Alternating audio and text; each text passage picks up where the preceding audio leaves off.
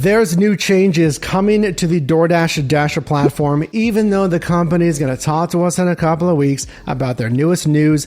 Still, I guarantee they're not going to mention what I talk about in this video. Number one, sorry, I'm going to tell you, the data supports this. The years of me driving on these platforms support this. But the busiest time statistically for these food delivery platforms is behind us. It was February, 3 years of data here from DoorDash. It does slowly taper throughout the year. This is what we call the summertime slowdown. It's not going to tank, but just think about it. The weather's getting warmer. People are going out. So they may think, well, we're going out. We might as well just eat out versus staying inside. It's freezing. Let's order food delivery. Number two, I'm betting, listen to this, that we might see more of an emphasis on hourly earnings versus just the earn by order mode. Now, no, I don't think it's going to go all Amazon Flex with scheduled shifts and earnings per hour actually scheduled, but don't be surprised if you continue to see maybe more peak pay on that earn by time mode. I feel like, and we've been seeing this on Uber Eats already, we're gonna see, a tapering, a little bit less peak pay, I'd say in Q3 and Q4. And then Uber did the same thing. It's no surprise that the companies, during these investor calls that we have in just a couple of weeks at the time of filming this video,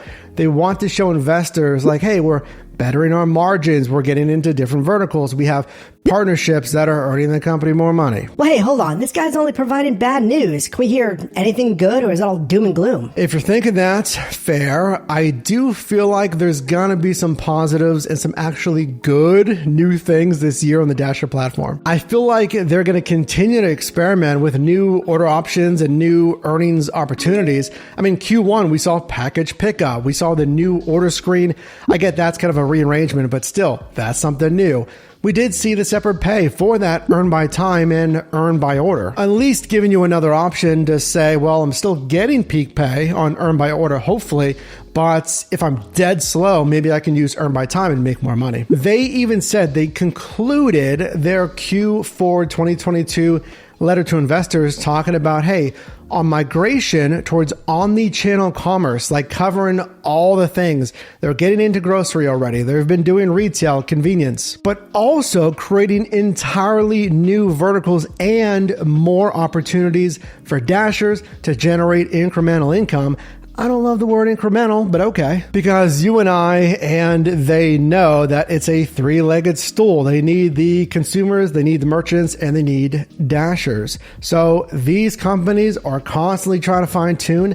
I feel like, yes, they're going to have new order options, new features in the app, maybe new screens, what have you. We already saw it again in Q1 here. So I think it's going to be a net positive. I'm cautious. I think Q2 we're fine. Again, I think Q2 we're fine.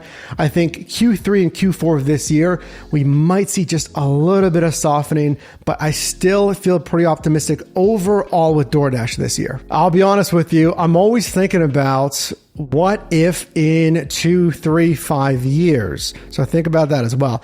If you're doing this like 90% of Dashers as a side hustle, 5 hours a week or less, that might not pertain to you. But if you happen to be watching this video at a different date and you're just joining years later, whenever, really, there always seems to be an inflection point, kind of that apex where something happens with these apps as they turn more towards profitability. It makes me think of the 2015, 16, 17 of Uber and Lyft offering like 4x, 6x bonus pay, super hot, get drivers interested, and then slowly taper that back. So I feel like we're trying to figure out where that apex is of the side hustle for DoorDash as far as earnings, right? Have we reached that apex? Is it about to reach the apex, or do we still have some flexibility there?